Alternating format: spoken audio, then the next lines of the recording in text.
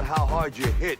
It's about how hard you can get hit and keep moving forward. To infinity and beyond! Some people without brains do an awful lot of talking, don't they? It's classified. You talking to me? I could tell you, but then I'd have to kill you. I can't fly! Expecto Patronum! Entertainment X. You never know what you're going to get. In this episode, I sit down and chat with Michael Whalen, who is a director and producer for TV. He's previously worked on Cops, some shows for A&E, and some documentaries. And we really break down the process of filming and editing and pitching and communicating with network executives and so much more. He is a wealth of information, even in terms of cinematography and being a director of photography. This is a wonderful, wonderful conversation for anyone who's looking to create film or television content. So I hope you enjoy this episode and keep on keeping on. We're back with another episode of Entertainment X, and today with me on the phone is Michael Whalen. Michael, thanks for chatting with me today. Oh, no problem, Clay. I'm looking forward to it. Yeah, this is gonna be fun. I know you're in LA. I'm in New York. I gotta get out there sometime. I've done a few of these interviews with the time change, and I'm like, man, I should just go out there. It's so nice out there. Good. Yes. Okay, so let's jump right in. I want to start with The Godfather. Okay. I understand you took a class called The Godfather, and Francis Ford Coppola was a teacher in the class. I want to talk about what he taught you. I understand you could look at some of those notes. What comes to mind initially from The Godfather overall? I know there's a lot. Okay, so the overall, honestly, it's the best American film ever made. So if you start arguing with me, I'll just walk away. And honestly, I didn't think that before I took this class. And then when I took this class, I saw the real structure that went into The Godfather. And so when people ask me what did that class teach me, it taught me structure. It taught me storytelling. Coppola took the book, which really was kind of a trashy dime store novel, Yeah. And he elevated it to this obviously, classic, artistic, auteur film, but he did it because he understood theme, he understood characters, and he understood story. One of the things that he did for us, and so he was kind of the co-teacher, a guy named Howard Suber at UCLA, who was kind of in charge of the critical studies component at UCLA. And so I was there as a production student, as an MFA production student, and we were required to take one or two critical studies classes. And I happened to take this one from Suber. He didn't let anybody know what was going to happen. He just said, he taught this class that I think was called film structure. I think that's what it was, the class was called. Yeah. And he said, we're going to spend this quarter talking about the entire, just The Godfather. And I don't think he said anything about what it was really going to be because if he did, it would be packed. Yeah. You couldn't. And it was a lecture hall at UCLA, probably, I'm going to guess, it's a pretty big hall. I'm going to guess there was like 100, maybe 150 people in it type of thing. It's like one of those big lecture-like public university lectures. Okay. And out of that, I think there were 2 or 3 production students. The rest were all PhD candidates. Oh, wow. And on the first day, he says, okay, we're going to do The Godfather. And then in walks Coppola. He's going to be coming in occasionally and helping us figure it out. So he came in like 3 or 4 times over the course of the quarter. But then he also brought in, Duvall came in to talk about acting. The editors came in, production designers. So we had all the elements. But what Coppola did, which was really cool, is he gave UCLA all of his notes. And our first assignment in the class was read the book. So we read the book. Yeah. And it's an easy book to read because it's not a great literary piece of work, right? I mean, it's okay, but it's really, the sex and violence in the book is over the top. It's just because it's like one of those books you see at the checkout stand. Yeah. And Coppola had taken the book. He had bought two copies of it, and ripped out the pages and put every page in a binder on 8.5 by 11 pieces of paper. And it's a small book. It's a paperback, right? So it fits kind of nicely right in the middle of the page. Yeah. And on every page, he had gone through and written how he was going to translate this story into the film. Oh my God.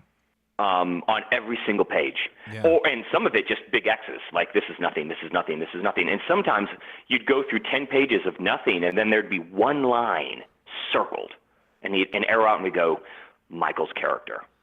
Whoa. And that's when I understood how you actually put a film together. That's when I understood the brilliance of Coppola's mind as not just a director, but a writer and a producer who could see a film from the written word, and it's like, wow, like this is how you do it. So, okay, I want to cover this storytelling thing. I want to understand more about what he taught you in terms of character themes and storytelling.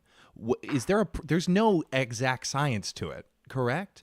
It's kind of because everybody sees it differently. Yeah, because everybody sees it differently. Yeah. So what focuses did he emphasize with storytelling? Were there like themes he said to look out for? Did he do like the index card kind of? I understand like Tina Fey wrote Mean Girls with index cards with the scenes and then kind of put them together that way. Like there's different ways of actually structuring a screenplay.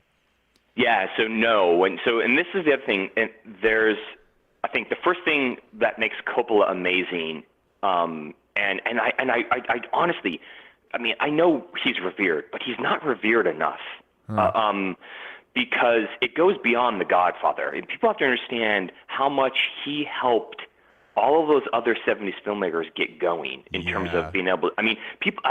I know some people know, but it's not well known, and it goes back to a generosity of spirit of Coppola, and this is his Italian Catholic roots.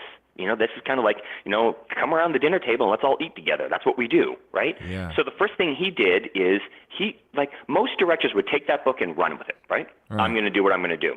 No, he brought Puzo, right? Yeah. And so the first thing they did is both of them independently wrote a screenplay. Oh. And so, and here, I'm going through this. These are the first assignments. First, read the book. Then read Coppola's and Puzo's screenplay independently. And then the two of them got together and merged their ideas, and that's what basically, after a couple versions, that's what becomes the Godfather screenplay that we know of. Oh, wow. Not too much. So that's the first thing is he respected the author. Yeah. He had a generous spirit to say, I want you part of this process. Remember, the title card of the Godfather film says Mario Puzo's The Godfather. Yeah, it does.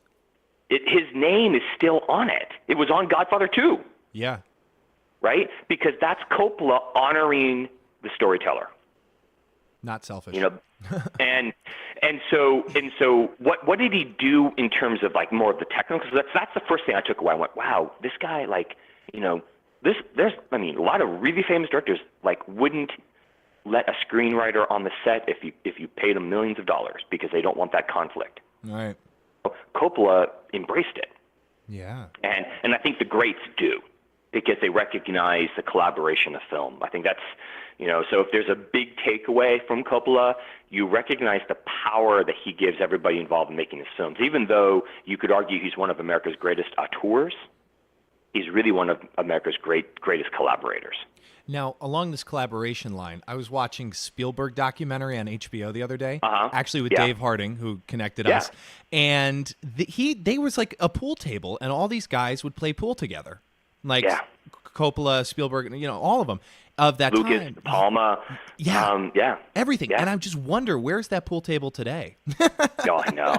And to be a fly in that room, as those guys were going, and really, and so much, because remember, it's Coppola who gives Lucas and Spielberg, and Bob Zemeckis and Brian De Palma, I mean, he's the one that gives him a leg up to get going in the industry. You know, through Zoetrope, through his early films, and through his early producing. If you go and look at, it's like you'll see Coppola's name show up on producing credits, and you go, what? And it's like, yeah, you know, because he established himself first, because The Godfather's the first of the biggies of all those that come out. You know, then probably Spielberg's Jaws probably comes out next. Yeah. But yeah, I mean, it's just he loves filmmaking. He loves the process of filmmaking, and he embraces the artistic nature of it. And he embraced kind of the true spirit, I think, of filmmaking and storytelling, which is it's collaborative art. And when you get away from that, I think you get bad films. Yeah. You know, it's a rare, you know, for everything that Woody Allen is in terms of a great writer and everything like that, you know, he has a lot of his films miss. Yeah. And it could be that he's trying to crank out things too much. That could be it. But I think a lot of it also too is that you don't see a lot of other people in Woody Allen films in terms of the way they look. It's always a Woody Allen film. Yeah. I could make that same argument with Spike Lee. I haven't seen Klansman yet. But like, you know, after Do the Right Thing, I felt like, oh God. And then I saw Summer of Sam, and I'm like, oh, okay, this is Spike back at being Spike. Yeah. Because I think he was trying too hard. And when I go back to Do the Right Thing, I know the DP, Ernest Dickinson, I think, had a real strong influence in the film. And I think Spike got away from that nature of his collaborative work that he had been working with people and got too big for his britches, and lost his focus of what made him great. And then I remember seeing that again in Son and Sam, and I've heard that's what Black Klansman is about, like that it's a phenomenal film like that. And I just, you know, I think of the same thing of a lot of young filmmakers, that those first films that they make, they're so good because they have to rely on these other people to get these films made, and then they kind of start thinking they're auteurs too soon, and then it's like, yeah, now your subsequent films aren't that great. The one thing that I credit Coppola with is that, you know, he's always believed in the collaborative nature. And that's, I mean, when he spoke, I mean, the freedom he gave the other people, editors, production designers,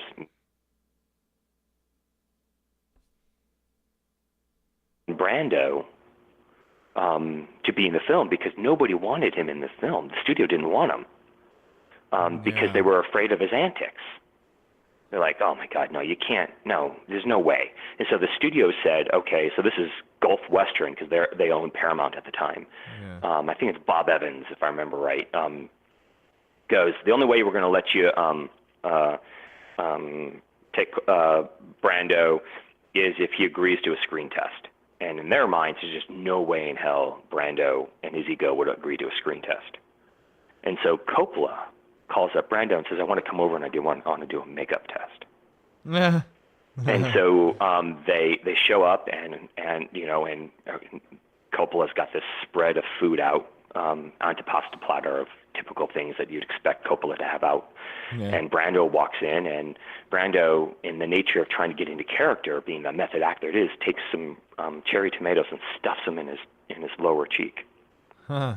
Trying to get that jowl kind of look and going on, and the phone rings, and so they're rolling camera. The phone rings, and Brando stays in character, and he answers his phone and starts talking to whoever it is in character, and there's the screen test, and the studio had to, stay to the word, and so Brando becomes the Godfather. Oh my goodness! So I have so many questions.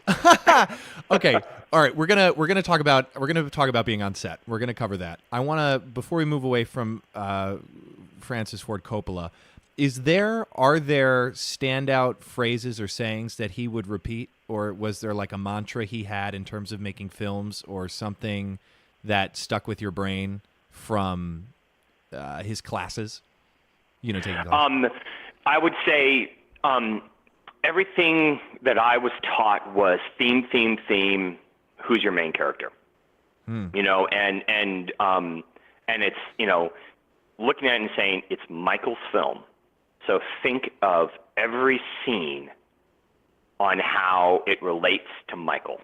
Whether it's thematic on maybe revenge, or thematic on family, or thematic on you know, the honor amongst thieves type of thing. Think of every one of those and how it relates back. And so kind of like, you know, like a spoke of a wheel, the center spoke is Michael. And the themes that go out from it that connect everything. And when you look at his notes, you realize that, especially in those open 20 minutes, which I think are the opening 20 minutes of The Godfather, I think from a standpoint of structure and story and visual, right, are the best storytelling that I've ever seen in any American film. Wow. You know, the way, and if you go back and you watch it from that standpoint, right? I mean, the baptism and the murders and the montage at the end is brilliant and wonderful and great, all that stuff. But when you watch the opening, that's when we did a lot of dissecting, going back and forth in the opening, how everything is set up, right? And you realize it's all connected to Michael, because it's all about the arrival of Michael, and then it's Michael's arrival, and it ends with that key. And so I mean, for me, the most famous line in The Godfather is, "Kay, that's my family, that's not me." Because that sets this up, right, as the tragic tale. Yeah. Because you literally have a war hero being welcomed home. He's the only person in a military uniform. Everybody else in the family or thing are either in suits or tuxedos, right? Right. So he stands out. He's different. He arrives late. We assume he missed the wedding. Yeah. Because it's the reception, right? Yeah. He brings an outsider who's dressed different than everybody else. Yeah. Right? And then in this moment of telling the story of how Johnny was relieved from his music contract, the character that people say is based on Frank Sinatra. Right. And, you know, Luca Brasi goes with his dad, and basically the story is, you know, he put a gun to his head and said, I assure you, either your signature or your brains will be on this contract. And, you know, of course, Kay is like, oh, my God. And then he delivers, I think, the most famous line, because it sets up not even just the rest of the film, it sets up the entire series. Oh, because think about it, Godfather III, the famous line is, you know, every time I try to away, they pull me back in, right? Yeah, I can hear it now. Yeah, you know, and so it's all about from the moment we're introduced to Michael to the moment he dies in Godfather III, falling over in his chair in Sicily, right? He's trying to get away from the family. See, now this is so interesting to me, because it's really capturing the life of a character, of a human. Yes. Because when you capture, like, once you find out, like, what, like, say, your, like, you know, Michael Whalen's theme is in his life, of course you have a series, because it's you reacting to your life circumstances and then problems and whatnot. So that's so interesting that it's like you capture that and you can add everything to it. Yeah, and if you think about Godfather II, right? Godfather II is the parallel story of Vito Corleone as he's growing up, trying to actually be included, right? Yeah. Inclusive, right? Because he's trying to get into this world, because he's trying to lift his wife and young family out of poverty, right? While Michael Corleone, who is now the Godfather, is trying to take his family legitimate. Right? So all the Vegas stuff, right?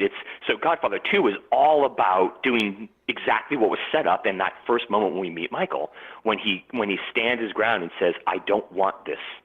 Yeah. Right? I don't want to be a mobster. And, you know, and the tragic tale is that we inevitably know that he won't, that he can't avoid his destiny, you know, the fate. And so that's what makes the film so wonderful, because it's that idea of we're watching people falling off cliffs. And we know they're going to run. We know they're running to the edge. We know they're going to fall off. Yeah. But we're wondering how they're going to do it, and we keep hoping at the final last moment they're going to turn, right? Yeah. And save themselves. And Michael can't. Well, he's also one of us, not in the family, or he's in the family, but he's not in. Like, he doesn't want to be. Oh, that's, and his dad didn't want him to. Remember, he was the hand. His Sonny was supposed to take over. Right. You know, and Michael was the one, and you know, Fredo was incompetent. So Sonny was Michael was the one that was supposed to be out of the business. That his father. That's the tragicness of the hospital scene in The Godfather, which is really the transference of power from Don Corleone, from Vito to Michael, because that's where Michael says he moves his father into kind of like the almost a closet to get him away from the hit that's gonna finish the job on him, and he says, "Pop, I'm here. I'll always be here." And you see a tear come out of Vito Corleone, and he's crying because he knows that the son that he thought was going to escape the family business is now in it. Wow. You know, it's also a transference, and I wrote a paper on this. I think it was a 5-page paper on eyelight in The Godfather, and it's at the moment, up till that moment, Brando is never lit well in the eyes, purposefully. Because as he's doing his shady dealings, we don't want to get to know him too well. We don't want the audience to connect with him. Michael is very well lit. From that moment on, it's reversed.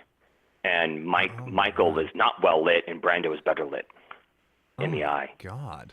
And I wrote that paper, and nobody had talked about that. I wrote that from just because you can imagine how many times we had to watch The Godfather during this, which is, I mean, not like, God, that's the homework I had to do that quarter. Right. Save me if that's the last thing I have to do. And I wrote it, and I remember the instructor wrote on my paper. He says it's great having production students in these classes because none of the PhD students would even think about this. No, they're only going to talk about these big picture ideas of theme and structure and stuff like that, but they're not going to go in that nuts and details. And it's still to this day one of my favorite papers I've ever written in my life because it was I think I spent 5 pages dissecting scenes and talking about why we were not allowed to see into the soul of characters because with eyelight. Well, and Gordon Willis purposely did that. Yeah. Well, yeah. And 2 things here. Is this a scholarly journal that's like online that I could read? Like, is your paper online? Oh, no, it was for class. Oh, okay. It was just for class. Yeah, it was just for class. Now, I don't even know. This predates computers. So. Okay. Well, yeah, I guess so. I want to cover but I was going to ask you about lighting because Dave, my good friend, mentioned that you taught him everything he knows about lighting, and I want to know lighting is important, obviously, in a film. I'm just curious what comes to mind for you with teaching lighting. And I know it's such an interesting question. It's such a it's like random kind of topic to focus on for a second. But what are your views with lighting?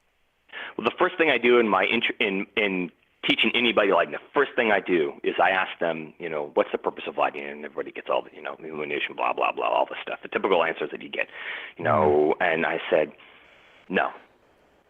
And they look at me and I say, very simple, and I learned this from The Godfather, from Gordon Willis. Lighting is the control of shadows. Lighting is the control of shadows. Yeah. That if you grasp that, you're well on your way to understanding how to light. And I follow that up with, because nobody here, none of us are gods. We can't change the law of physics. So if I turn a light on, and aim it at something, I'm going to cast a shadow. Yeah. I cannot not do that. But I can control that shadow. I can soften it. I can harshen it. I can move it. I can set the camera up not to see it.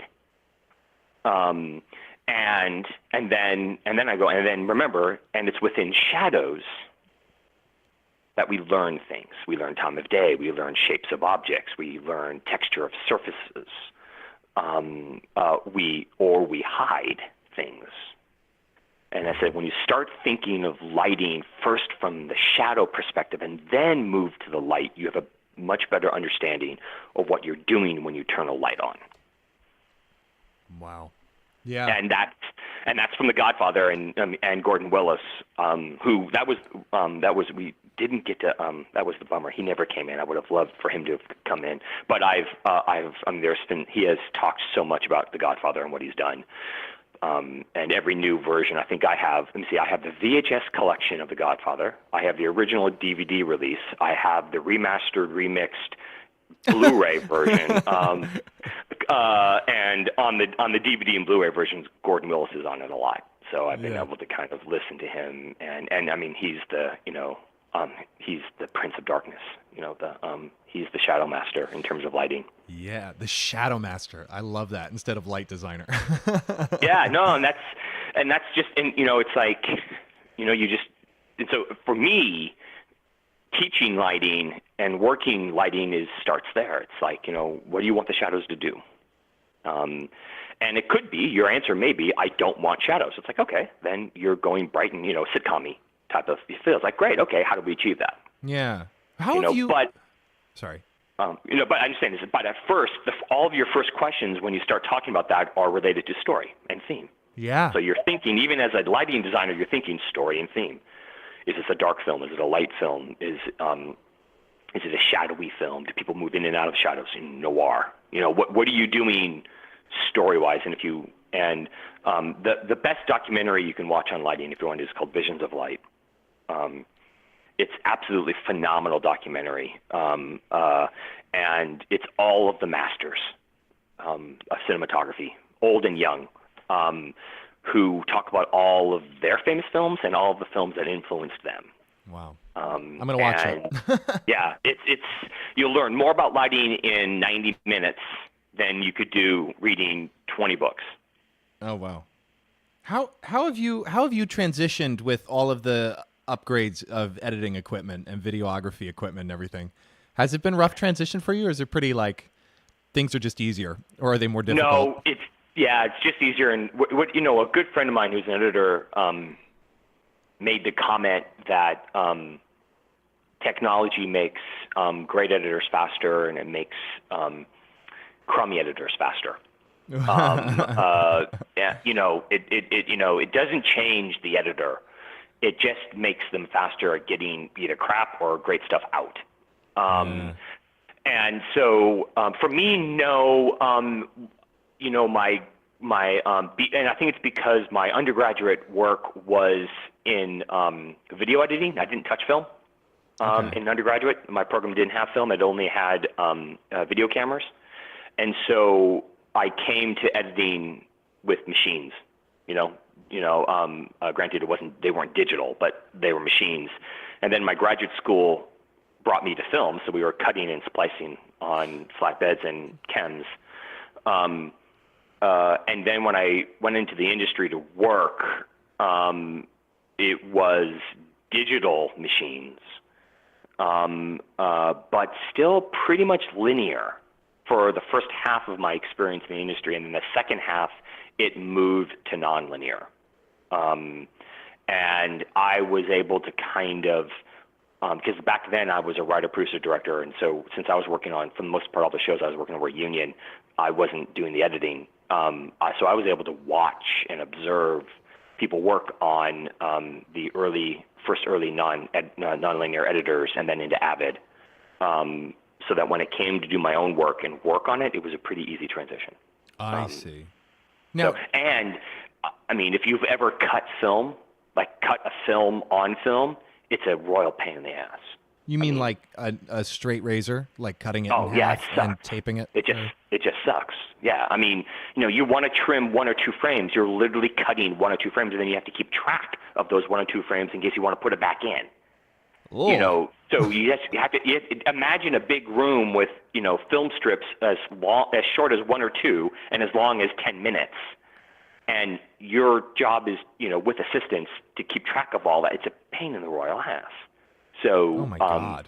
So for me, it was like, oh no, give me Avid, like bring it on. I love this. Yeah. So, I'd say the tougher transition was recently moving from having tape that you after you're done shooting and you have, right? Yeah. Or film back in the day, to hard drives. And just kind of the nature of, you've got that, you've uploaded that, that's on your computer, now erase the drive and you reshoot on it. And it's like, you want me to what? Yeah. I'm erasing, so I'm overly anal in my films and have like 3 backups that I literally keep in different places, like not the same house, because I'm afraid of, well, if that house burns down, my footage is over in that house. And yeah, so Wow. yeah, I have it in my office at school, and I have it at my home here, purpose for all my films, complete backups of both, so that I figure, okay, the likelihood of both places being destroyed is low. Yeah. At that point, you probably shouldn't have the film anymore. Exactly. Something Yeah, like yeah, that yeah. happens. The gods are telling you something. Yeah. Yeah. Oh, that's so interesting. I know that's it baffles my mind that everything is on a hard drive now because I mean, once you shoot something in film, that film is there. I mean, that can is in your hand. Yeah. Like you don't erase it. It's imprinted. And now you I have in my office at school, down in the production facility, because it's kept cool because of the equipment. I have all of the original negative that I shot my thesis film from UCLA on. Oh, no It's all way. sitting there. It's all still, and that was early '90s. Still sitting there. I don't know why I've kept it. I don't know what the hell I'm ever going to do with it, but I just can't throw it out. Yeah. Yeah, right. You can't bring yourself to toss it. Okay. All right. So I want to talk now about Cops. And I understand you were part of it. I love that show. I watch that thing every Saturday, 8 o'clock, before America's Most Wanted on Fox. And I am curious, how did you get to be a part of that project? How did that come about? And then we'll get into it. So there was an Cops had a LA-based show that I worked on. So I was only in LA, right? Okay. So I didn't, Cops is all over the country. I was only ever in LA. Okay. It's a good question. How did I get that job? I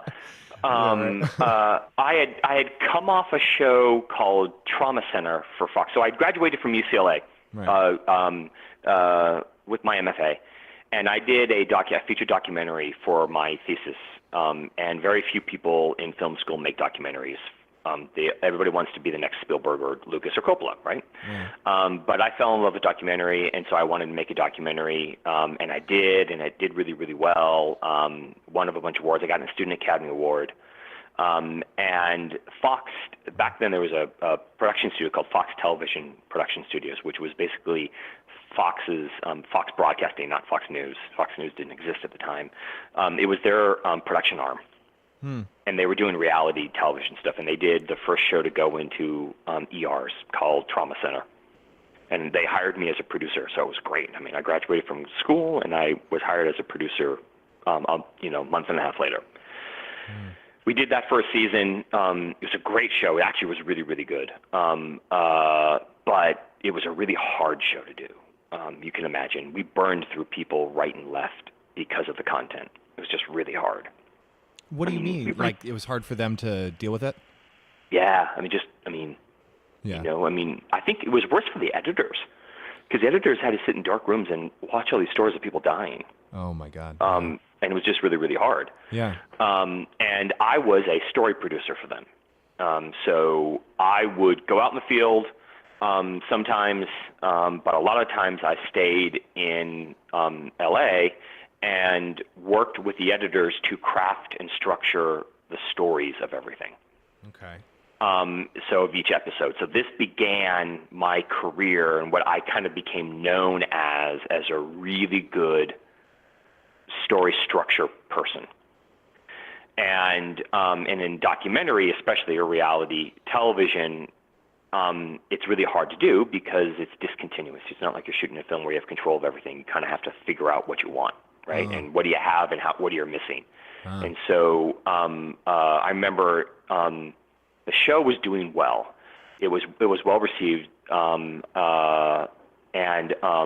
but we had a slump in ratings, which you would expect for a new show. And we had a meeting with the top exec at Fox Television Studios and our show producers and all of the story producers, segment producers that were in. Everybody's talking about trying to figure out what can we do to make the show better, blah, blah, blah, blah. I raised my hand and I said, we need to show people dying. Because up till that point, we're about halfway through the season, or maybe not quite halfway, maybe 30, 40% way through. We had nobody had ever died. That we had shown. Plenty of people had died we had on tape, but it hadn't made it into a show. Right. And oh no, people don't want to watch people dying, blah blah. And I said, what's this show about? And everybody started pontificating about heroes and the doctor and and I looked and I said, no, it's not. It's about death. And they all looked at me and said, what are you talking about? And I said, people watch to see if people will die. And if they don't die, if we never have anybody die, we've become the Love Boat. Everybody walks on in love. They all get in fights, but we don't worry about it because by the end of the episode, everybody will be in love again. And they stopped. And now the show producer was pissed at me. Yeah. You could just see he was fuming. And the executive went, you're right.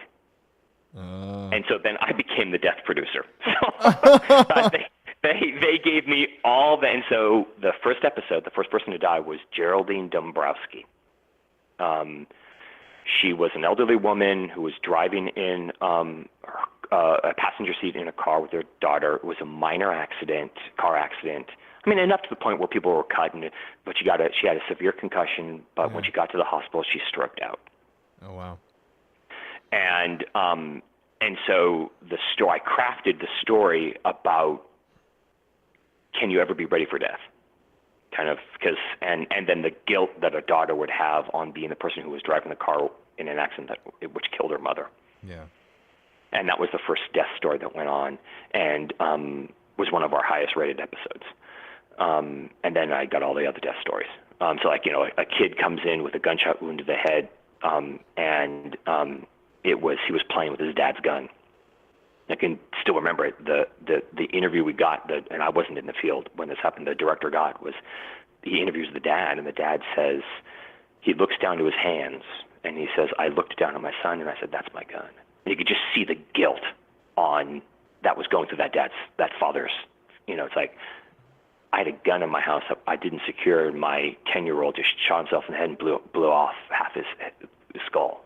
Oh my God. And so we used that, and then I turned the film into, that segment into organ donation. Because one of the ways to help the father and the family in this case get through this is to understand, and the doctors come in, and the doctors come in, and you can imagine the delicacy that a doctor has to do to try to say, okay, we have your son alive on machines, he's dead, but we have him alive, and we now want to harvest his organs. That cannot be an easy discussion. No. And so we turned it into that. We turned it into the decision of a family saying, this tragic thing has happened, but we can do something good. Yeah. And again, talk about going back to The Godfather. It was a story, structure. How do you structure it? And that show got canceled after 1 season, because it was so difficult to produce. It took a lot. We had to sit in ERs for a long, long time with a lot of crews to get good stories. So it got canceled not because of ratings, but actually because of cost. It was just too much money. Wow. And I think what it was, honestly, long story short, somebody there knew somebody at Cops, and said, you should talk to Mike. And so I got hired to be a story producer, and to work on the special units segment, which was the idea that they were going to try to do every episode, or every so often, a little bit more in-depth stories of the LAPD. So not just your typical, arrest of crackhead person here, but maybe do a story behind how they're trained, or the mounted police, or the domestic violence unit, things like that.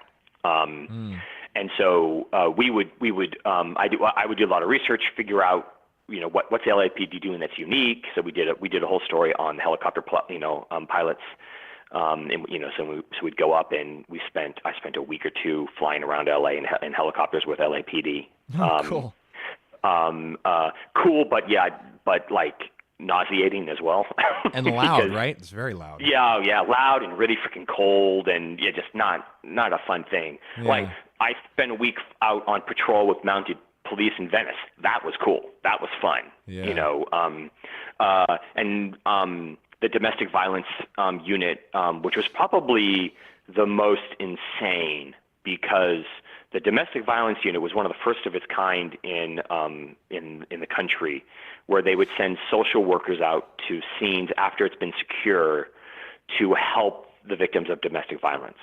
And so we were out with them. And so out with them means I have a cameraman and a sound person with me. So there's 3 of us. Okay. We're in the valley somewhere, I forget where. Yeah. And we go in with the social workers, and we're talking to the woman. And she had been physically beaten. You could tell she had physical signs of having been abused. And they're working with her, and we're filming a tiny little apartment in the valley. And the police were there for, I don't know, maybe a half hour or an hour. And the 2 officers are like, okay, scene secure. We're going to go. The husband or boyfriend, I forget what it was, is long gone. He'll be back in a day or 2. Great. So we're filming and we're interviewing her and obviously just capturing what they're trying to help her. Yeah. And we're filming, and all of a sudden, very drunk, very angry, husband returns. And I remember my cameraman, Jeff was his name, big guy. He was like 6'2", 6'3", big guy. And looks at me and points at me and goes, oh shit, he's back. And the guy was drunker than drunk, and like you can imagine, he comes back to his house and there's a camera crew. Yeah. Remember, no more cops. Yeah. Right? The cops aren't here. The social workers are here. Yeah. And the guy's throwing a fit. Right? Yeah. And so we're like sitting going, okay, what the heck is going on? The kitchen's right there. There's knives. And he's walking around and kind of going near the knife block all the time. So the cameraman and I back up. The sound person had already ditched. And so we're back up, and it's one of those apartments. It was a second-story apartment. You know, some of those apartments have like a little balcony that's like 5 feet at the most wide. Yeah. You know, just right off. We're back. The screen door's open. We've backed up onto that thing, right? And Jeff and I look at each other. We look over the balcony, and the camera looks at me and is like, if you jump first, I can drop the camera to you, and then I'll jump. Oh my God. Just about, and because the guy now is in a rage, and the social workers, he was fighting with the social workers. Like physically, or they were just verbally going at it? Physically, physically pushing, and we're trying to figure out what do we do. And just when we were about to jump, the cops come flying through the door and tackle the guy. Oh shoot. Yeah. That was probably, I mean, let's say what other, I was in a high-speed chase. They were doing drug patrol on I-10,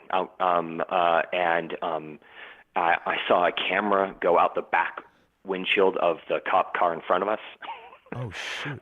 Yeah, they hit a turn too hard, and the camera lost, and it went straight out the back window, and we drove by and went, well, yeah, there's $200,000 out the window. Other crazy things. Other than that, it's a lot of drunk, drugged out people. Hollywood Vice for a week was interesting. The types of characters that we would see, a couple murder scenes. And the thing that stands out for me in terms of what is like, we were allowed everywhere. Like all over the scenes. Yeah. It's unfathomable to me how they just went, yeah, whatever you guys want to do. I mean, obviously if it was like blood and stuff, we were kept back from that, but we were in with the cops. We were walking around with them. The access was just amazing. I still don't know how they did it. I don't know how they got that access. Yeah. But it was pretty amazing. And then as I tell everybody who I know who want to rail on cops and everything, I said, look, I spent a lot of time with the LAPD, and let me tell you, 99% of the people I met were all great people. Tragically, the cops that do bad things are the ones that get on the news, and it kind of distorts the image. Yeah. But I know it was amazing, and then the other thing I tell people, so I tell my students now, is working on cops taught me how to tell stories the best. Why? No other experience, because there's no second take. You know, if you're outside of a house and you know the cops are going to kick the door down in because there's a warrant for somebody inside or something like that, you as a storyteller, filmmaker in this situation, have to be looking around and going, okay, how do I get the shots that I need to tell this story? Quickly. And it's real all quick. live. Yeah. It's all live. And so you're working, and then it becomes really, obviously having a great cameraman is huge, but more importantly, it's the relationship with the other cameraman so that you guys can give each other clues about, hey, so I'm scanning my eyes because, you know, if something's interesting is happening, he's going to start filming it and stay on it, right? Yeah. And we had talked, and we know, it's like, look, when you're doing this, if a cop's confronting a guy, make sure you move around, get me a wide shot from kind of two sides, go in and get close-ups of hands and things like that, and faces, and then medium shots, and move around, give me over so we can cut it together, because we're going to have to cut this together. Yeah. So there's getting coverage on the fly, but the other thing is there's stuff happening outside of the cameraman's viewpoint, because he's worried about focus and composition on the shot. So my job is to look around and go, okay, hold, there's this other story, and that's a story point over there, that person watching, right? That's an issue. I got to get that. Or the cop who is worried about something else and is looking for something else. Well, if that's a storyline, I got to have footage of that guy doing that. Yeah. So then I got to tap the cameraman and say, behind you, get that, and so you just instantly, as a filmmaker and a storyteller, have to be thinking structure and saying, okay, as this big event is happening and there's guns drawn and people are freaking out, and usually there's a drunk or high person on the other end. The cops aren't worried about us. They're worried about that dude pulling a gun, pulling a knife, going berserk. How do we cover it all? Wow. So what's the story? What's the structure? And then how am I going to get the right shots to be able to actually edit that together? Because it's one thing for me to notice it. It's another thing if we don't get the shots to tell that story. Yeah. And it's all done live. This is, oh my God, my questions are mounting by this second. Okay, logistically curious, what kind of camera did you guys use for Cops? They were almost all beta cams. They were kind of the standard for probably 10, 15 years. Pretty big, probably 20, 30 pounds. And you'd have to change out film in the middle of all of it was tape, and we worked on 30-minute tapes.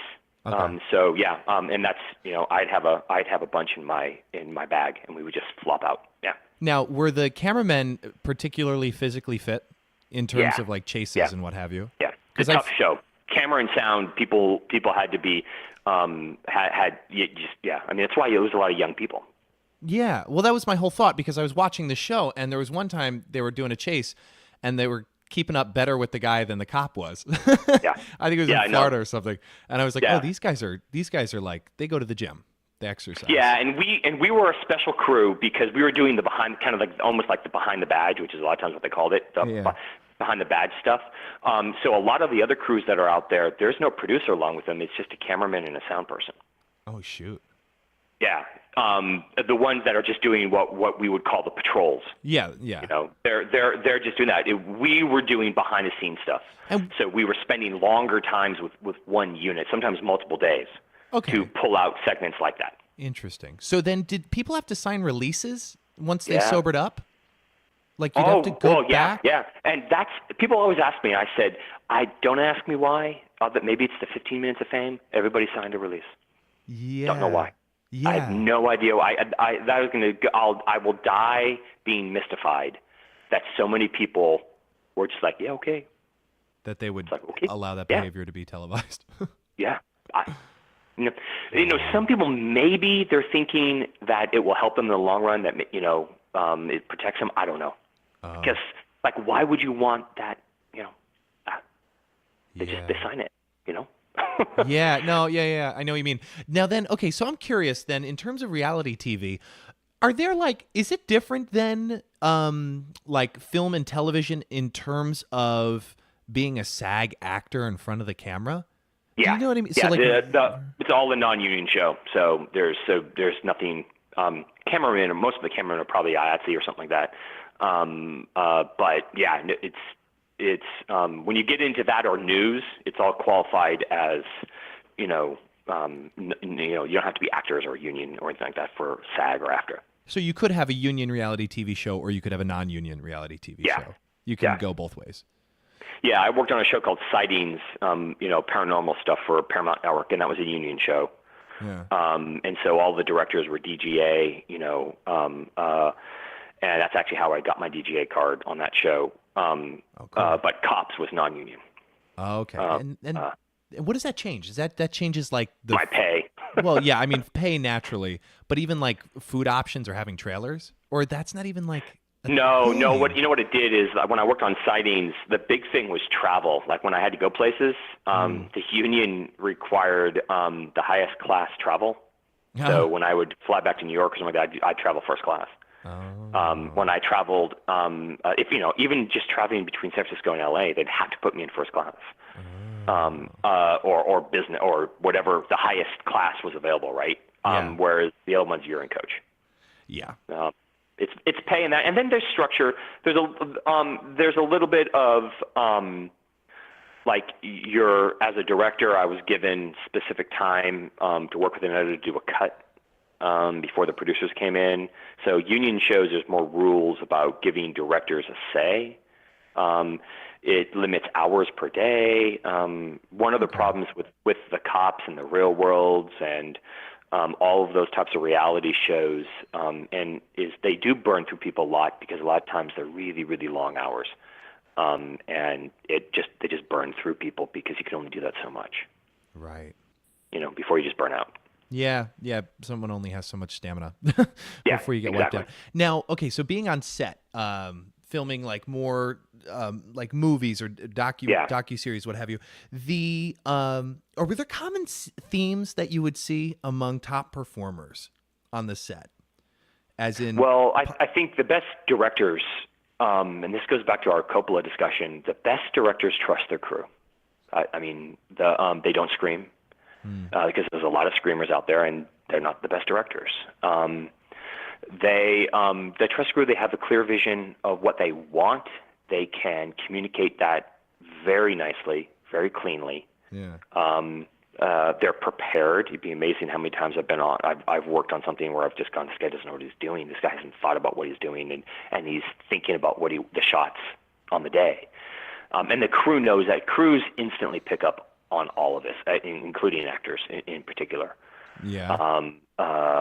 And I'd say, a guy named Burt Brinkerhoff, who big 70s and 80s television director, like Magnum PI and stuff like that. He was a mentor of mine, and he was the most mellow, relaxed guy, most zen guy I've ever met as a director. Never yelled, quiet, kind of like a small guy. Like I would say, if I remember right, he's like 5'8", 5'9" max, thin. Knew people's names. He knew the grips' names. He used to say, you need to know what everybody's job is and what they're capable of. Because you should never ask somebody to do something that's not their job, or you should never ask somebody to do something that they're going to fail at. And if you approach it that way, every time you're asking people to do things, it's what they're supposed to be doing, and they can succeed at it. If it's something that you don't know, then you should be able to sit down and talk with them about, hey, let's try to see something, and then give them the support they need to be able to do it. And if you do that, you'll have a successful set. And I noticed that with him constantly. And I was able to work with him on some shows, and it taught me how to be on the set. So I'm a really quiet director. I don't say much. That's what ADs are for. You let the ADs move around and move people and move the moving parts. You should be approachable. I did a documentary recently called The Farmer and the Chef, which is about a relationship between a farm and a restaurant, right? Yeah. The farm and the chef.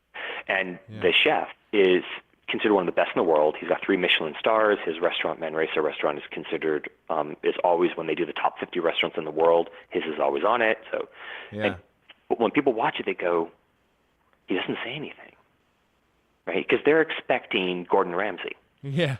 They're expecting Hell's Kitchen, where there's, you donkey, and blah, blah. And it's like, the best don't do that. The best are confident in what they're doing, and they've explained what they want to their people beforehand, so that when the work comes, they know what to do.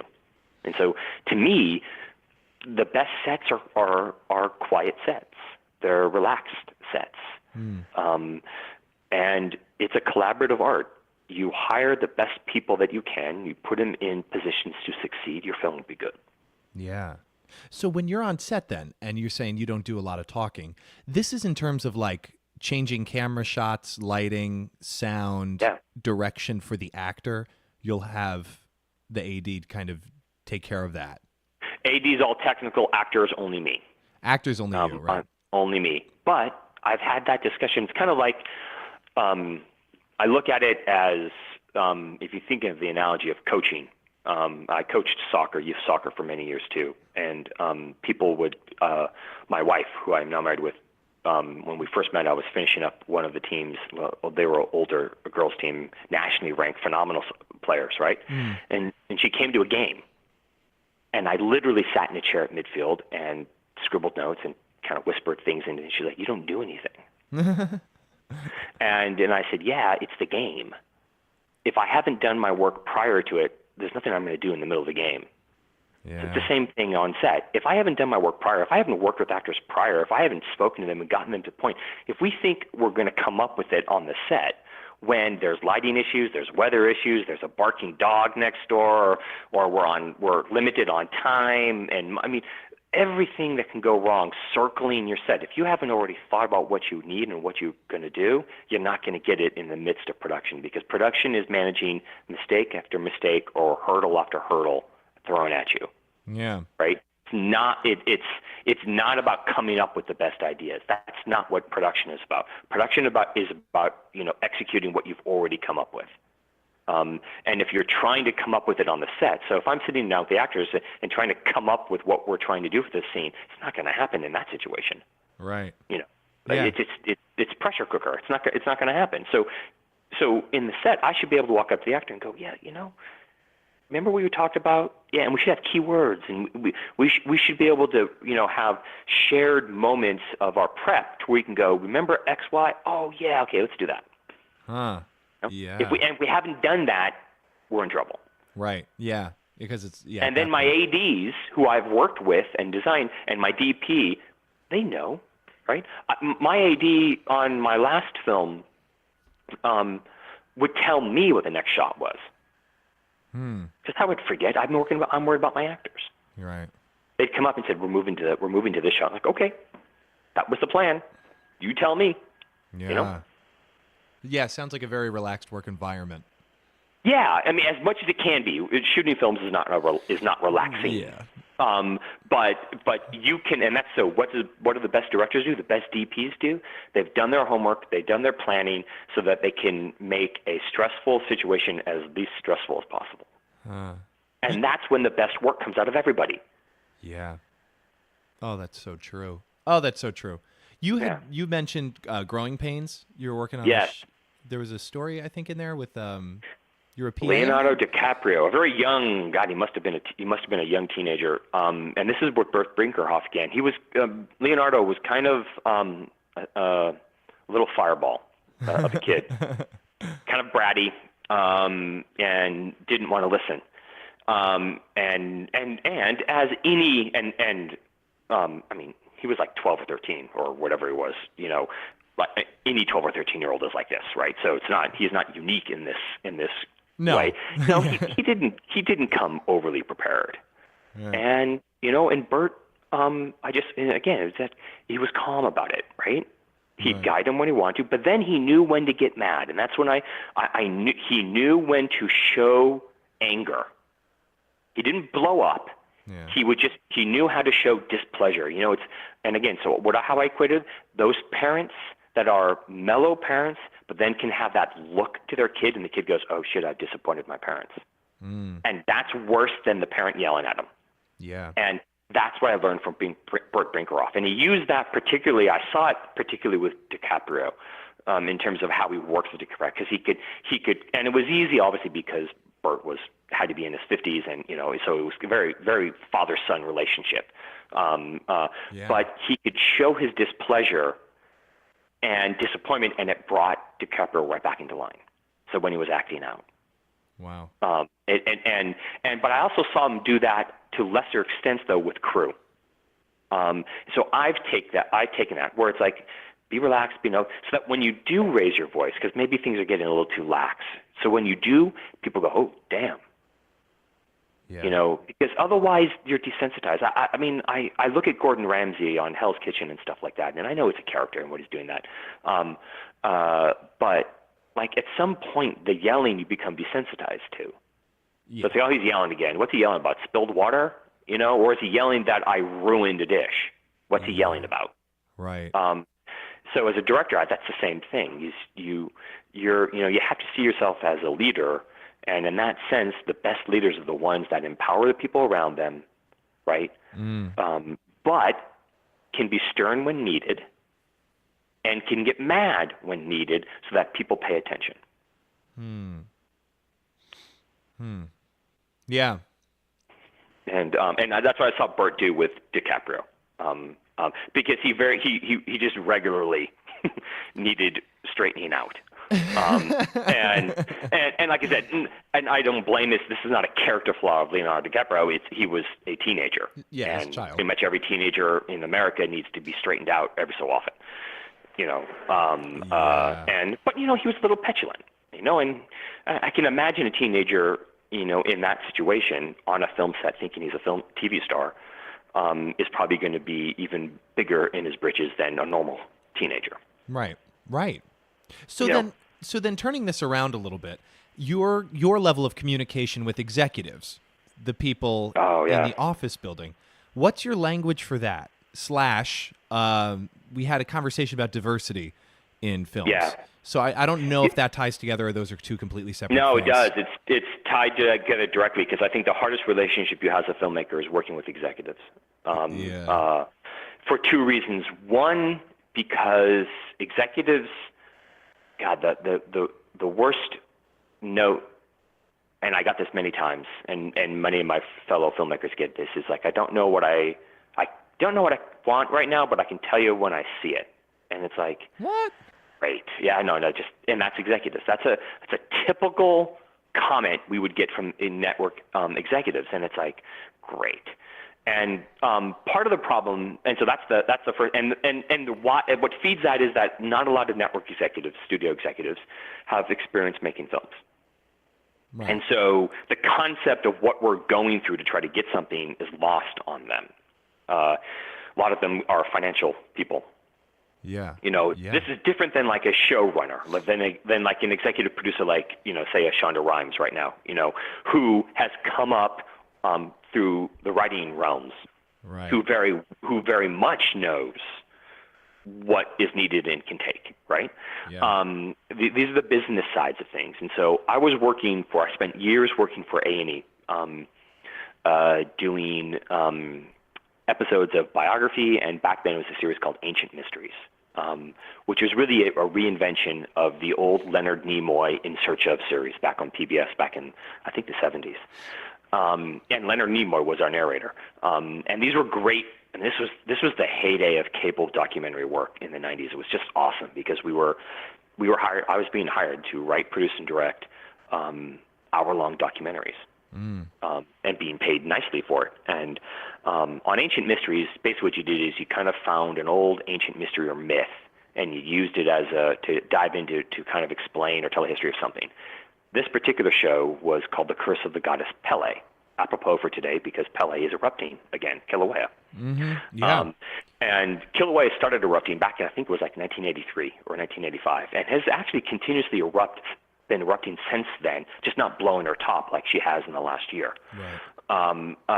And the idea was, hey, let's tell the myth of the Hawaiian people, or the history of the Hawaiian people, through the myth of Pele, because Pele is the volcano goddess. In the Hawaiian mythology, in the Hawaiian culture, Pele gives birth to new land. So she is somebody to be revered. She destroys only the non-believers, not the believers. And whatnot. So it was just wonderful. I mean, it's like, okay, you want me to do the documentary on the history of the Hawaiian Islands? Okay.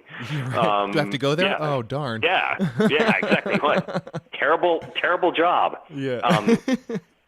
So as we're writing and researching, on those shows, those series, A&E will hire a number of production companies around the country and give them X number of episodes to produce each year for these series, right? So I was working for a company in LA, and we found, my researcher and I found a wonderful woman. Her name was Lily Kalal, who has a PhD in Hawaiian history and mythology. But she was also Hawaiian, and like Samoan Hawaiian. So a very large woman, beautiful woman, very long hair, braided into one of those thick braids, and she wore traditional Hawaiian garb. Because while she still had a PhD from the University of Hawaii in mythology and Hawaii, she was also Hawaiian, who also was a believer of the Hawaiian faith and culture. The local producers didn't like it. They didn't want her. And I never got a clear answer why. So I could only justify that they didn't think that she was professional enough. She didn't look like all the other experts they had. And literally, I joked. The experts were like, let's go find a bearded white Jewish man and film him, and he'll know something about something, who has a PhD in history from Berkeley or something like that. Right. And I was using, and I was like, look, she has all the degrees. She knows her stuff. And I liked her because she actually had charisma. She had character, And we are telling a story about Hawaii, so let's have people who look Hawaiian talking about. And they forced me to grab a PhD naturalist from Hawaii, and guess what? He didn't have a beard, but he was a white guy that I had to interview. So we do the thing, and we start doing the cut of the episode, and I have Lily Kalal all over the place because she was a phenomenal interviewer. One of the best interviews I've ever done in my life making films, because she was easy. She was great. Yeah. And I started getting notes from the local executive producer of the company. Less Lily Kalal. She's not. Something. I just don't like her. I like this other guy, and I'm like going, you just don't like her because she's a woman of color.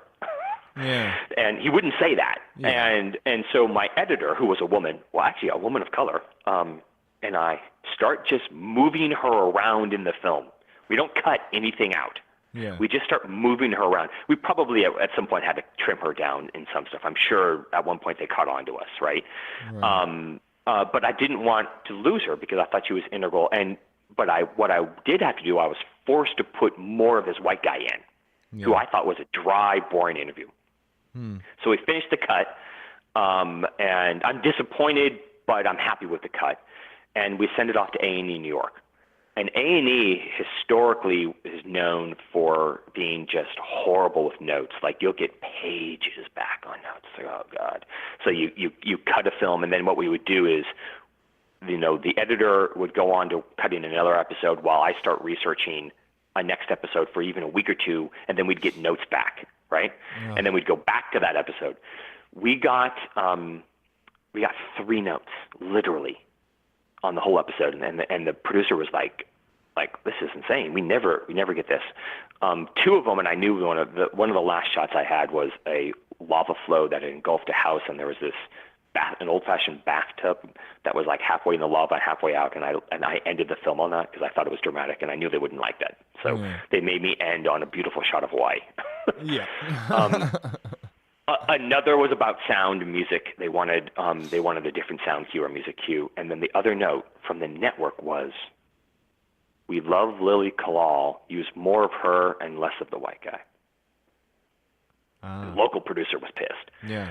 But my editor and I were thrilled. And it's kind of a story of trying to understand how you move things in and deal with network, and executives. What position at the network, which executive, who writes those notes? Like, who watches that? Yeah, so they'll have a number of, at the network level, they'll have a number of kind of what they call, so in the credits, it'll be executive in charge of production type credit. Okay. Or they'll say for the Discovery Channel, a producer at a network, an executive producer of the network will be in charge of X number of series. Okay. And so it'll be that person and a couple others that will look at it, and his or her staff and we'll give you notes. And sometimes, I mean, and that was the final number. We went back and forth on them with more stuff. And and a lot of it is what I learned to do with them is when you send stuff to the network, they always would want more of things. And I learned this really quickly. If you then gave that to them to keep the show on time, because on one of their shows was 44 minutes and 44 and a half, right? Yeah. Because it was an hour-long show. We had to give time for commercials. You would have to cut stuff, right, to get it to time. And what I learned to do is, because if I start cutting, then the next round of notes would be like, well, why did you cut this? Right. Like, well, you wanted more of this. I had to cut something. It's like, okay. So you learn. I had learned. First thing is that I had to have in the contract that we had to get notes back within 48 hours, because if you didn't, they would keep you going forever. And if I have editors that I've hired and stuff like that, I got to pay them. Yeah. So or I got to let them go somewhere else. And so the first thing was putting the networks on a timeline. The next thing was we structured things into every show in segments. So we always turned in a show when we sent to the network. The mistake people would make is they'd turn in a show that would be, 5 minutes over time. Mm. And then, of course, the notes get back, well, we love this, more of this. And it's like, okay, well, I already have to cut 5 minutes. And now they want me to add 5 minutes more. Now I got to cut 10 minutes. Mm. And then when you send that, they would go, well, why did you do that? We want me. And you go in this kind of circle.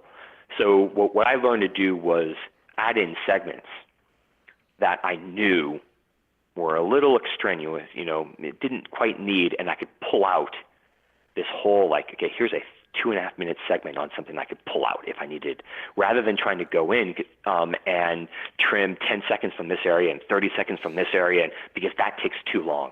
And then your show becomes really choppy and there's no flow.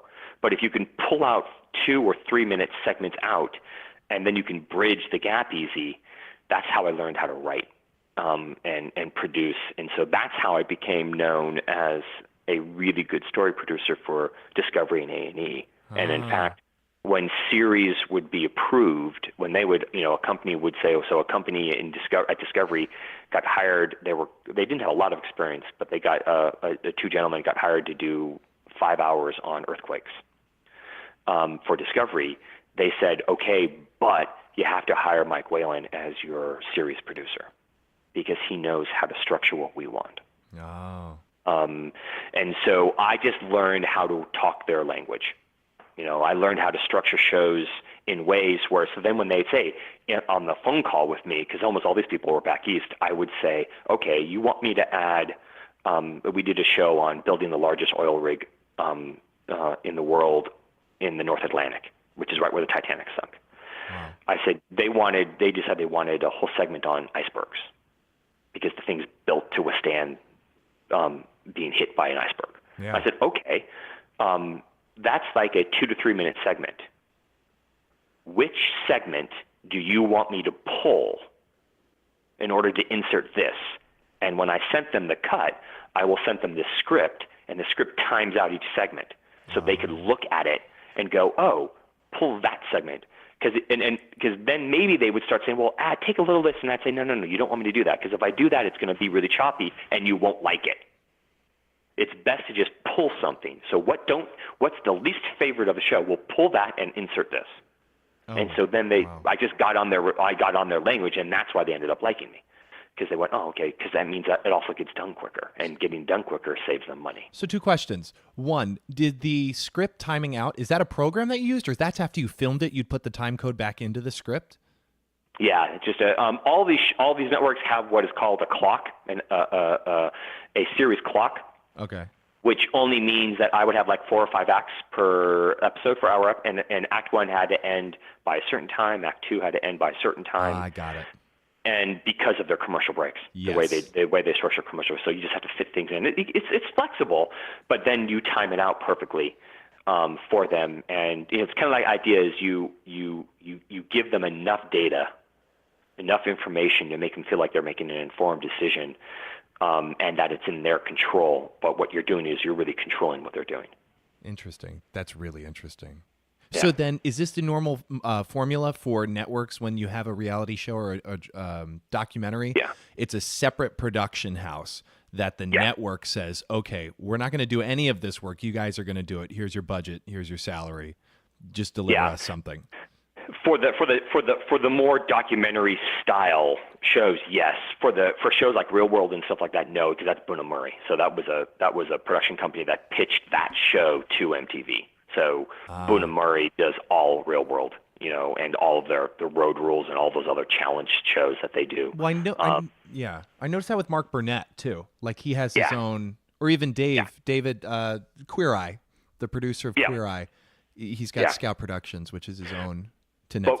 But when you look at the series like the biography series and things like that, where they're producing just so many of these, there's no way one production company can do it. No, not on timeline, and so they spread it out.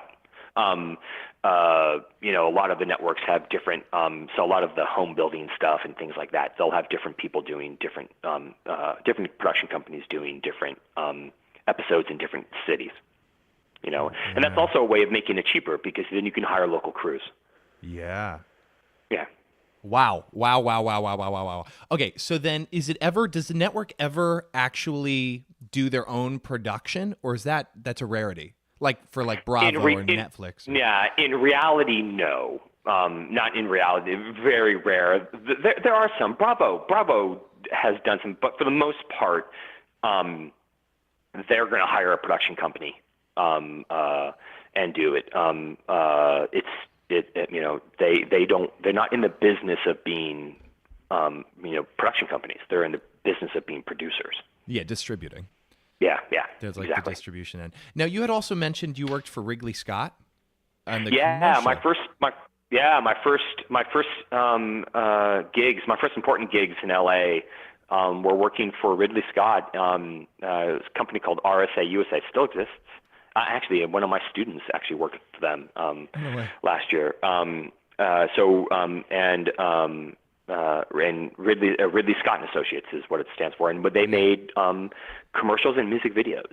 So I spent a year in the LA office as a basic production assistant. Simple. Nothing too fancy. And learned a lot about how not to do things. They had a stable of I think 12 directors that did a lot of commercials, and I mean this is back in the early 90s, late 80s, and when they were spending $1 million or $2 on a 30-second ad, which back then that money was just massive. Yeah. And watched people blow money because they weren't prepared. Not Ridley. Ridley was very prepared. Ridley was very conservative and knew what he was doing. And it was fun to watch him work because you could contrast him with a lot of the other young directors who didn't understand how to prepare, weren't quite as visual as Ridley. Because a lot of them had come from the ad agencies as creative execs who now moved into them, and they just didn't understand the process. And Ridley was already an established filmmaker who had come from, his background was learning the art department in England. Yeah. And how meticulous. I watched Ridley work with storyboard artists to storyboard out a commercial shoot, and then literally go out and shoot that exact storyboard. And it was the easiest edit I've ever seen because they literally just cut the storyboard together and boom, it was done. He could drop in, work a day with a storyboard artist. They'd come back with some more, shoot, boom, done. It was quite amazing to watch him and the efficiency at which he worked. Yeah. Yeah. What were there any standout things, for instance, and I'm talking specifically blowing through money with was it craft services is where they blow through money, or film footage, no. or just overhire? We were doing a Guns N' Roses "Don't Cry" music video, which was shot in the Arboretum in Pasadena area, and it's the scene where they're in a gulch, and is that Slash? Is that the guitarist's name? I think. He's up above and he's playing, and we're shooting down below, and then he throws the guitar, and it just it was a director who didn't have control of the set and didn't have control of the artists. And so we had an entire crew set up ready to shoot, and the band just didn't show up. What? They were in the hotel room and didn't feel like it. Oh. You know, and now granted, this is part of the band, but if Ridley had been the director, they would have shown up. Yeah. You know, and I think that was as a director who didn't garner the respect of his talent. You know, and so we're talking about a crew of 20, 30 people sat around for 2 days, had to pay that. Oh, they Right. never came. Yeah. And then they redid it like 2 or 3 weeks later, and they showed up. And now the production company is not doing that. The record label picked that up. I think it was Geffen. Had to pay it, but it was because the director didn't have control of it. The director hadn't garnered the respect of the artists and the idea of the importance of this and pulling that together. Yeah, that's And that happened. I saw that more than because when you moved into music videos and so you started dealing with artists, never happened with Ridley. Never happened with Tony Scott.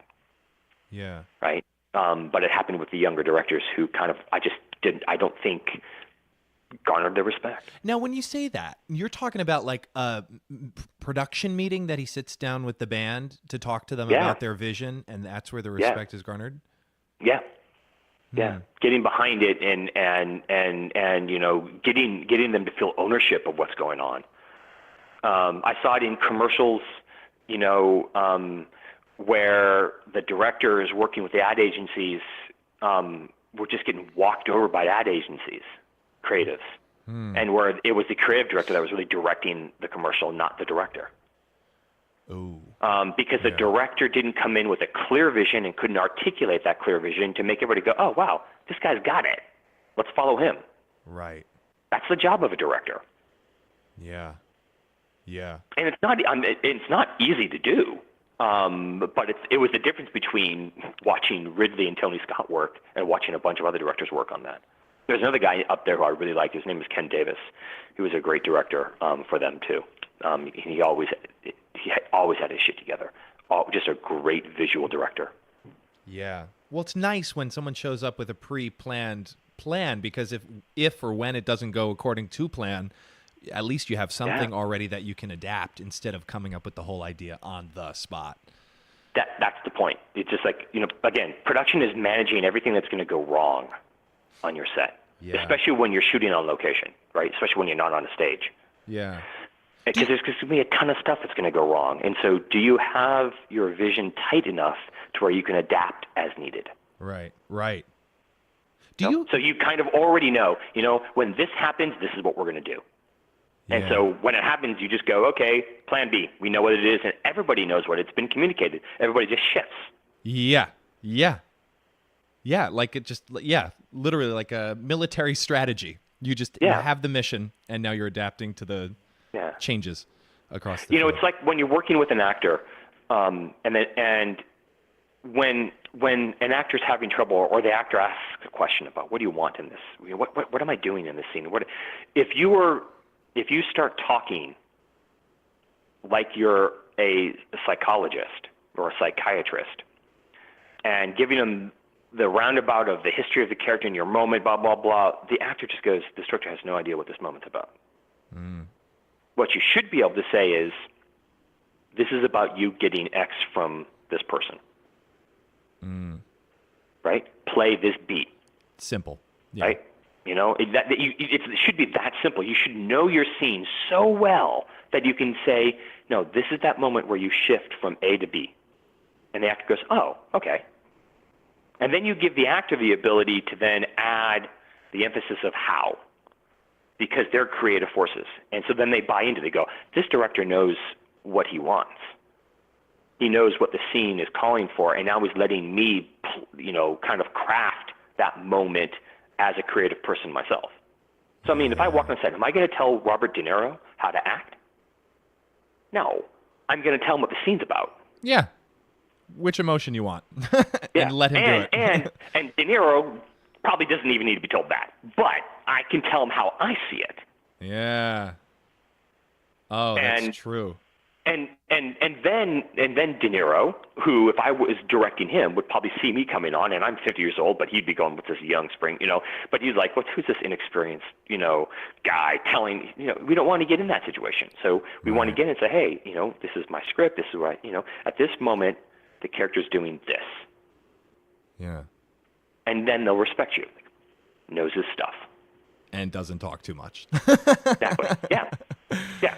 Oh, that's so true. Do you have favorite documentaries or music videos or movies, obviously on top of The Godfather, that you think are superbly done? Documentaries, the list is huge and long. If we talk about,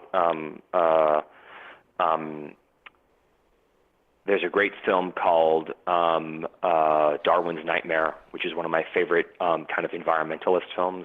The structure and the storytelling of that film is brilliant. Yeah. If we talk about film, a documentary that actually had money and something they could do that was phenomenal, The Cove. The Cove. I thought, just amazing.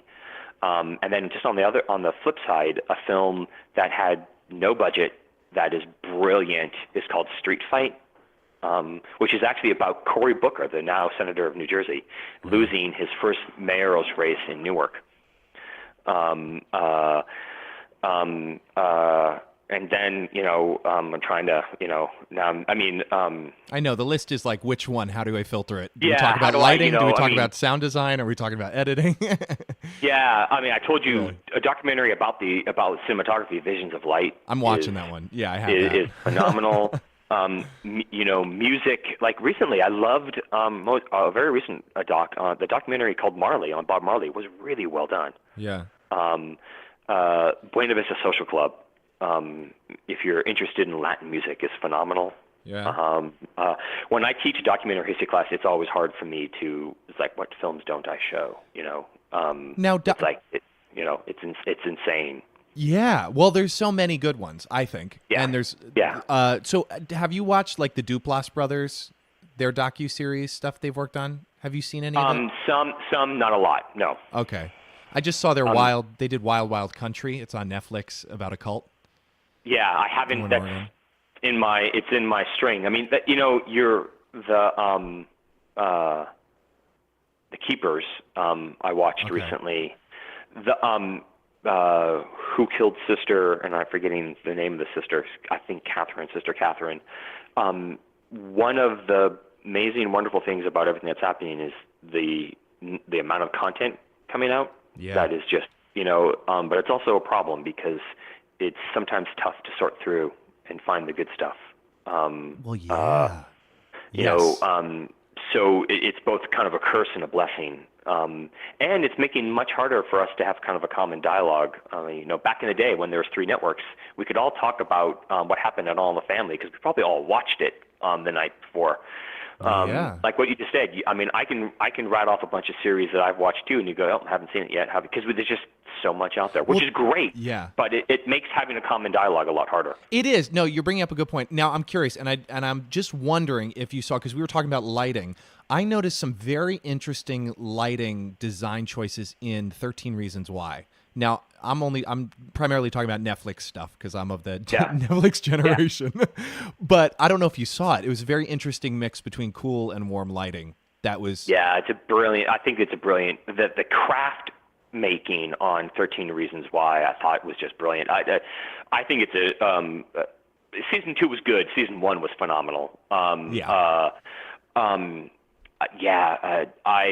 I've told my friends I'm not real big on. I think that a lot of times, especially sexual assault scenes and everything, are just way too over the top and go for shock value rather than effect. But like the hot tub scene in season 1, so incredibly well shot for impact. And I think the lighting that they use in that, the play of shadows, the darkness and lightness, the moments where they let it be kind of very colorful to match mood and then go dark or to contrast. Now, I think the craft of making 13 Reasons Why, same thing. I mean, that's what but Netflix is throwing money at stuff, the supernatural one. Now I'm blanking on its name. On Netflix, with the other world. With it's got with Seven, the character Seven, and I'm totally blanking on the name. I am too. Another beautifully shot film. And Netflix, from a documentary standpoint, what Netflix is doing, Netflix is, bringing back the docuseries. Yeah. Without Netflix and Amazon and Apple's going to be doing the same thing. Apple's going to invest a lot in it. Documentary, you're going to see a resurgence of documentary here, because when it comes to programming, it's still the cheapest programming to make. Honestly, it is. And what's so interesting now at this point, as I get older, I can start to realize that even if the content isn't great in something, you can still appreciate the technical side of it. Yep. And I'm not saying that the content's not great in 13 Reasons Why. That first season, I think they hit it out of the park. It's the team, all the people you don't see. I'm like, oh my God, they are on the same page. Yeah, I was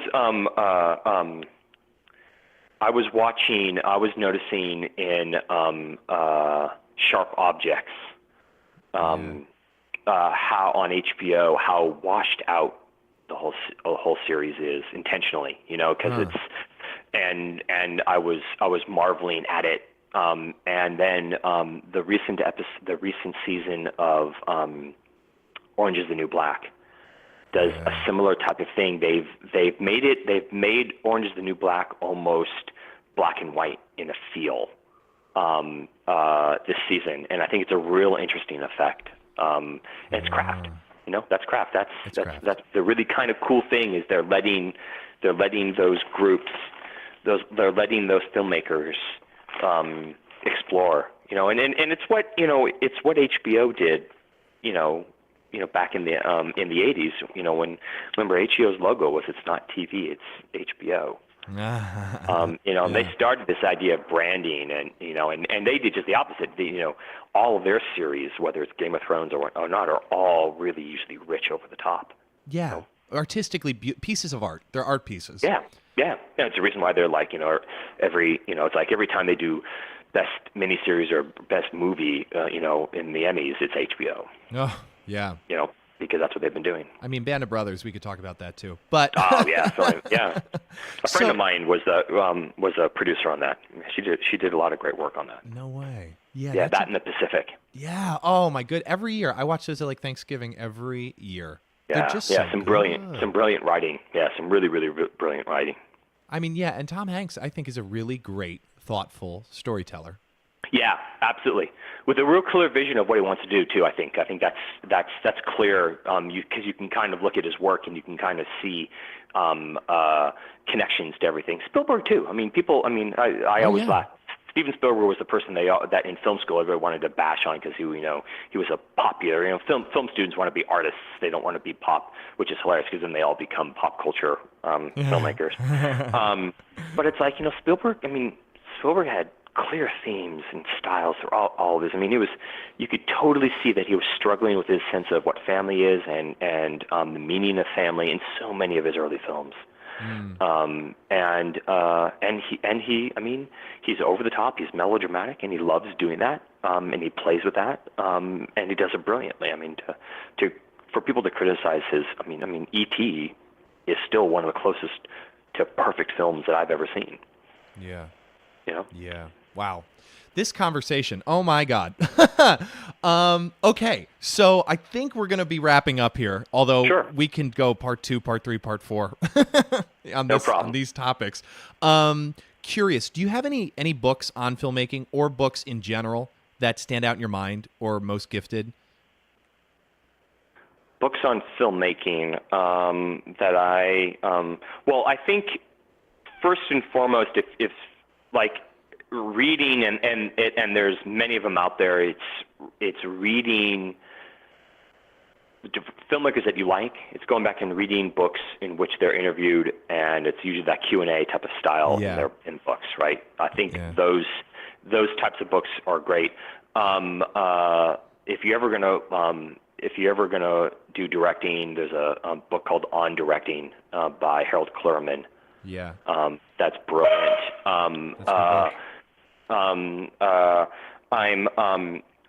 there's an AFI book out called Directors on Directing. Okay. And it breaks down all the stages of filmmaking from pre-production to production to post, and it's directors talking about various different things. And it's a compilation of all of the speaking series that they've done at AFI. On the flip side, the same thing, it's called Cinematographers, and the ACE, the Cinematographers Union, put it out with all of their talks of famous cinematographers, talking about styles and things like that. Okay. If you're going to write, my favorite book on somebody trying to start screenwriting is a great screenwriting book called Write What You Don't Know by an author named Julian Hochster.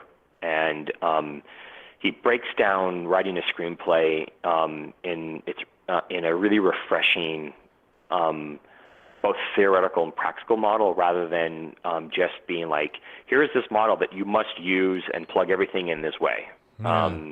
He sets things up to allow you to kind of figure out what works for you best. And I love his book. And then I think that's, probably covers some of my favorite.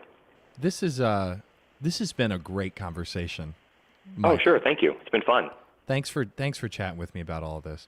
Hey, no problem. Anytime. I usually end the conversation with a billboard quote. Metaphorically speaking, if you could put a word or a phrase on a billboard for millions of people to see, is anything come to mind? If I could, send a message out on a billboard, I would say something like, creativity is the heart of all innovation. I think we are, in the way we educate, especially the little ones, we're so obsessed with math, science, and even technical writing, like essay type non-creative writing. And I think we have forgotten the importance of the arts. And what the arts teach students, to how creative, and that teaches innovation, and especially when you start thinking about high tech and everything. When you talk to the high tech leaders, and even the Gates of the world, obviously the Steve Jobs of the world, even when you get onto to some of the more crazier Elon Musk's peoples of the world and stuff like that, all that innovation, they'll all tell you it's creativity. And so creativity is the heart of innovation, and art teaches creativity like nothing else. So go do art. What do you feel? You might have just answered this question. What do you feel thoughtful storytelling can teach an average human? The best thing can teach is empathy. We lack empathy as a culture and a country, especially now. And I think filmmaking and storytelling as a whole, filmmaking in particular, has such an ability to teach empathy, to allow people to experience and feel what other people from different walks of life are experiencing and feeling.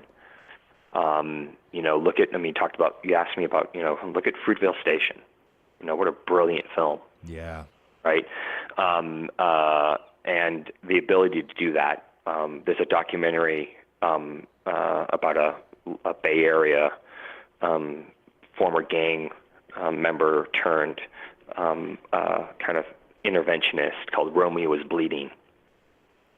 And again, it's like we can put people in other people's shoes like none other. And so I would think the best thing storytelling can do is empathy. Yeah. Wow. Yeah. You're definitely doing that. Thank you. Definitely doing that. And I appreciate it. I appreciate you doing that too, because I do feel the world needs more of that. I do. Oh, absolutely. I love storytelling. I think it can teach so much. It absolutely can. And we need to be doing more of it. And we would find that we'd have better scientists. Yeah. We'd have better mathematicians. It's not just musicians and artists and sculptors and writers. Imagination will help every field. So true. Yeah. Wow. Well, on that note, Michael Whalen, thank you for talking to me. This has just been Oh, a it's my joy. pleasure. I've really enjoyed it. Ladies and gentlemen, Michael Whalen. You've been listening to Entertainment X, the podcast. You can follow Entertainment X on Instagram at _EntertainmentX_. If you haven't yet, go to Apple Podcasts and subscribe, rate, and review this podcast. Join Clay next week for another curiosity conversation on Entertainment X. Thank you for listening.